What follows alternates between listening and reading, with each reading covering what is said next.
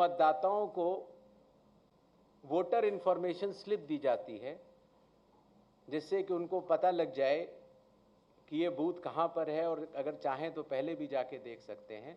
उसमें बूथ की संख्या और पता बड़े फॉन्ट में, अगर आप देखेंगे इसमें तो लाल रंग से उसमें चौकोर किया हुआ है, तो बड़े फॉन्ट पर आप दूर से ही देख सकते हैं, जिससे कि आप अपने मतदान केंद्र में बड़ी सुगमता के साथ जा सकते हैं। इलेक्शन कमीशन ने टेक्नोलॉजी का सहारा कई वर्षों से लिया हुआ है। धीरे धीरे करते करते लगभग 40 एप्लीकेशंस बन चुकी थी, जिसको कि हर मतदाता को या स्टेक होल्डर को बार बार अलग अलग लोड करना पड़ता था। इसलिए सबको मिलाकर एक कंप्यूटर प्लेटफॉर्म तैयार किया गया, जिसका नाम है one stop digital platform ECI net. इसका प्रोग्रेसिव इम्प्लीमेंटेशन अभी जारी है और बिहार में इसको लागू भी किया जाएगा, और इसके बाद भी अगर कोई काम बचेगा तो उसको पूर्ण करेंगे।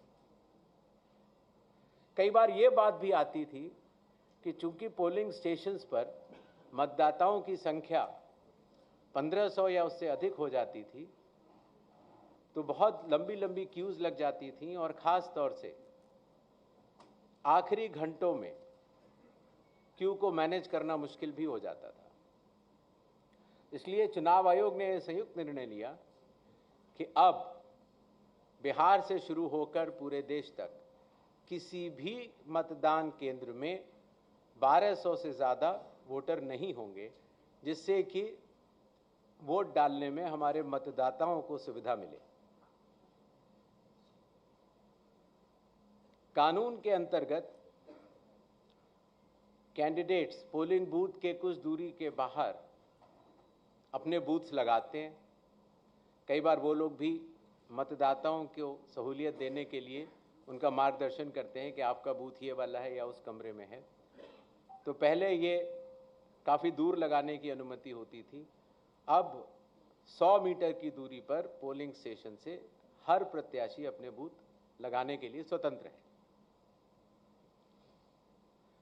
पहले ये बात भी आती थी कि जो वेबकास्टिंग है, जो पोलिंग बूथ के अंदर जो वेबकास्टिंग होती है, वो कहीं 50% या कम से कम 50% या 60% बूथों पर होती थी, और अब बिहार से शुरू होकर पूरे देश में जब भी चुनाव होंगे 100% वेबकास्टिंग हर पोलिंग स्टेशन पर की जाएगी। कई बार प्रत्याशियों ने ये बात कही कि जब ईवीएम पर जो बैलेट पेपर या कागज़ लगता है,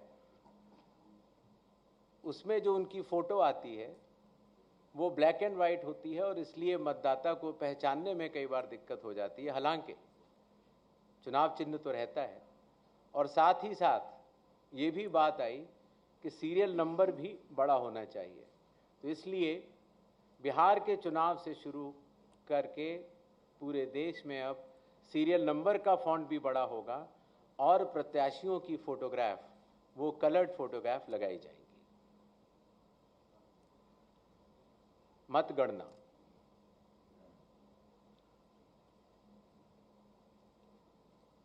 पहले जब वोट्स की काउंटिंग होती थी, तो अगर फॉर्म 17C, जिसके बारे में आपको बाद में आगे बताऊंगा, अगर उसमें जो प्रिसाइडिंग ऑफिसर पोलिंग एजेंट्स को देते हैं और ईवीएम की काउंटिंग यूनिट में अगर कोई भी मिसमैच होगा, तो ऐसी सभी वीवीपैट की गिनती पूर्णतः की जाएगी।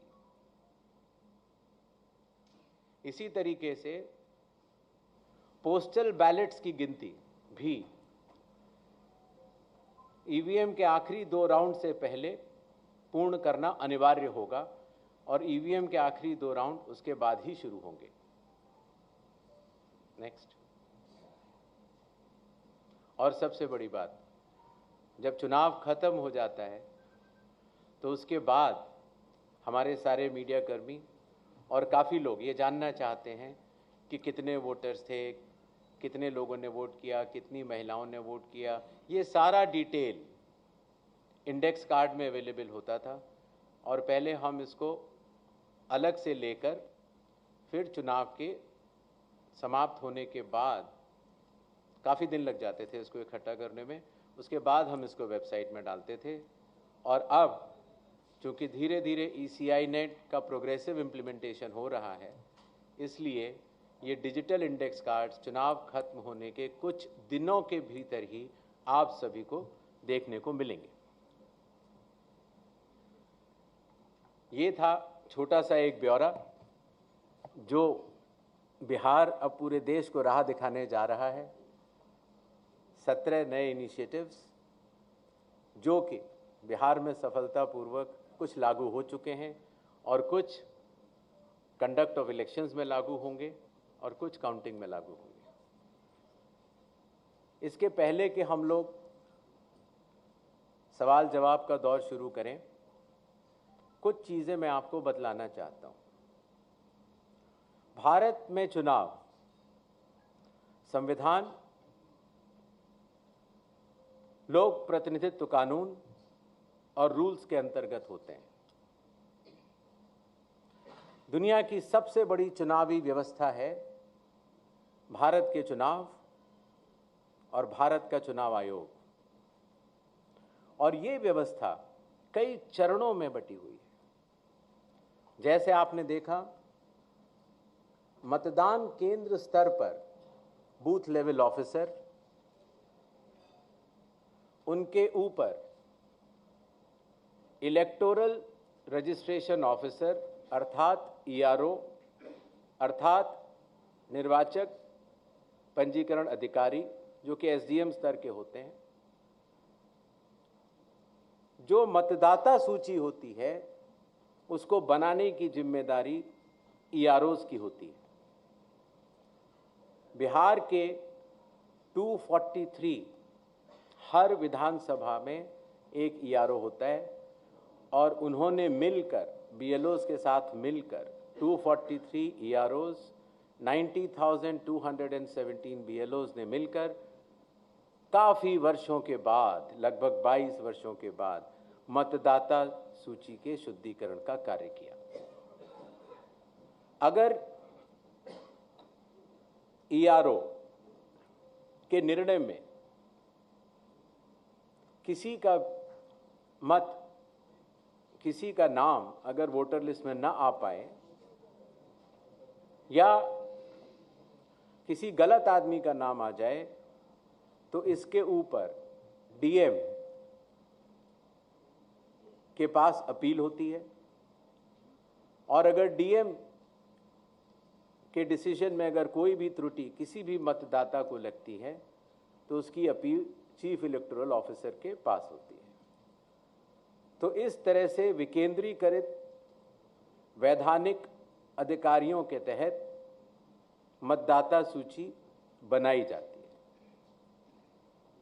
है। इसी तरीके से जब चुनाव होते हैं तो चुनाव आयोग हर विधानसभा के लिए एक रिटर्निंग ऑफिसर को नियुक्त करता है, जिसका कार्य होता है अपने विधानसभा में चुनाव कराना। और जो भी उसका रिजल्ट आता है वो रिटर्निंग ऑफिसर प्रख्यापित भी करते हैं और चुनाव आयोग के निर्देशों का और कानून का अक्षरशः पालन करते हैं। ये बात मैंने आपको इसलिए बताई कि भारत के चुनाव दो भागों में बटे हुए हैं।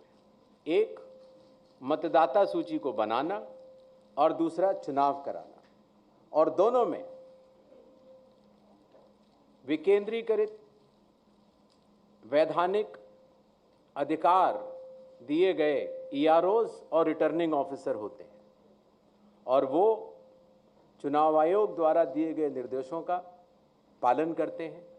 और अगर उनके पालन में कहीं भी त्रुटि हो तो चुनाव आयोग उनको सुपरवाइज, डायरेक्ट और कंट्रोल भी करता है।